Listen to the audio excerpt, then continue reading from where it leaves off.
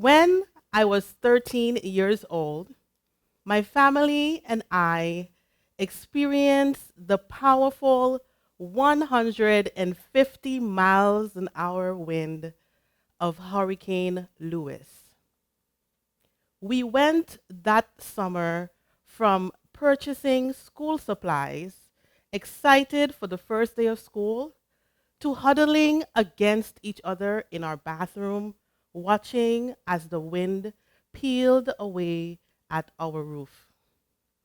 23 years later, I would experience yet another powerful storm, this time in the form of Hurricane Irma, again huddled with loved ones.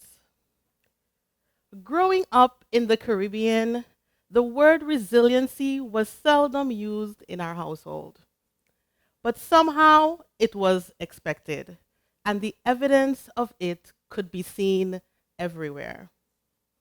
My mother, from the nature island of Dominica, describes resiliency as always moving forward.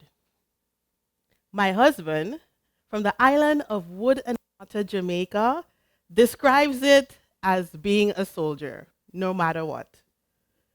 My family roots from Curacao would say perseverancia, which simply means perseverance. If I were to describe resiliency, I would describe it as having your heart pulled out of your chest, having it stomped on, and taking that same heart, placing it back with the hopes that it will function as it did before. As humans, individually, we have our everyday experiences of bad times and tragedies. Loved ones pass away, we fail exams, we make mistakes with dire consequences. And now and again, we fight our loved ones for the last slice of pizza. That's a struggle too. The Caribbean on a whole has had its fair share of tragedies, such as major earthquakes, as in Haiti in 2010, volcanic eruptions, as in Montserrat in 1995, and of course, Category 5 hurricanes, such as David in 1979, Gilbert in 1988, and Hurricane Maria in 2017. Before I was the awesome person that you see in front of you today, yes, I said the word awesome, I was conceived on an island where my mother had some difficult decisions to make. She was pregnant and knew that if she stayed where she was, it would not have been safe. Her only option was leaving. So with tears in her eyes, she packed the little that she had and she left. Her one goal was providing a better life for her daughter. Mission accomplished.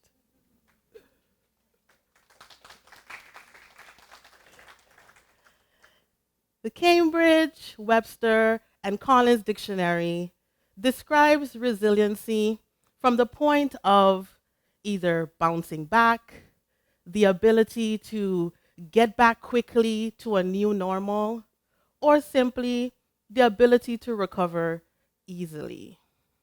But what if we have missed a fundamental, important component of resilience?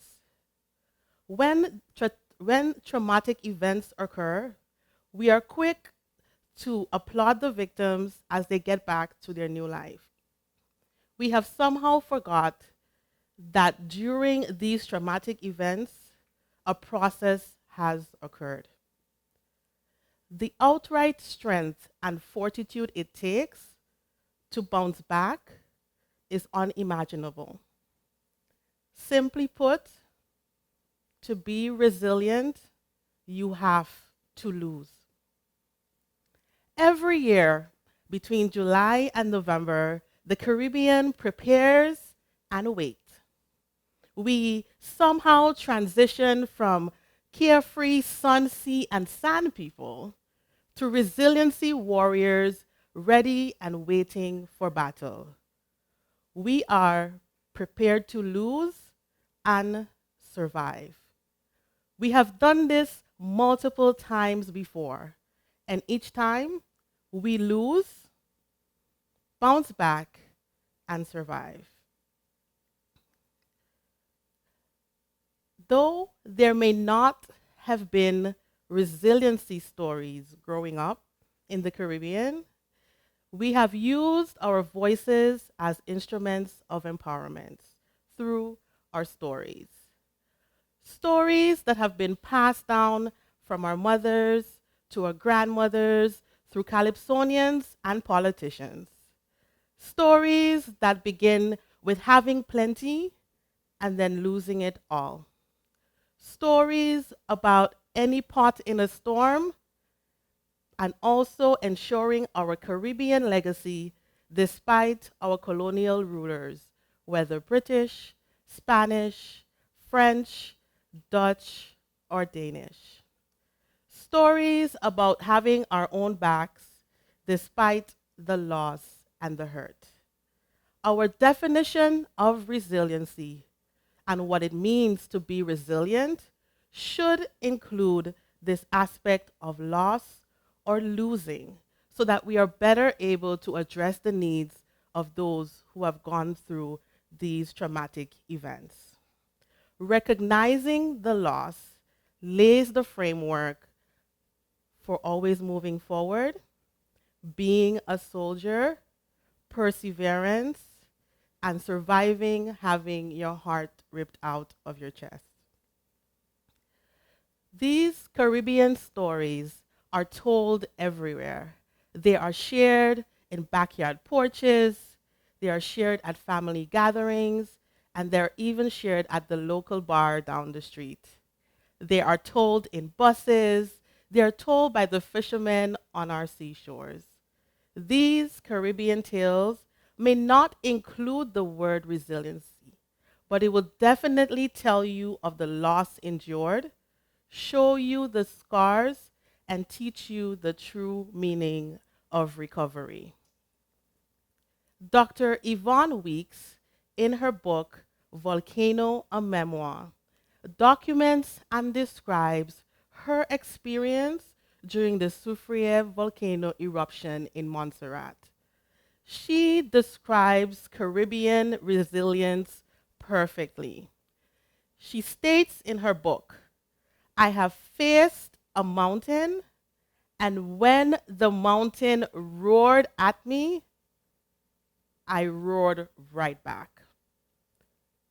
So whether you are 13 years old, going through your first hurricane, or running to save the life of your unborn child, or simply losing the fight for the last slice of pizza, as you lose, may you recognize that your loss creates the space for ecstatic stories that help in the shaping of your legacy.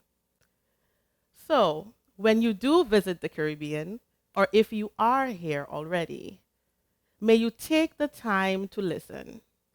And as you listen to these stories and you feel and hear of the hurt, acknowledge it, but take with you the melodies of hope and resiliency to help you on your journey.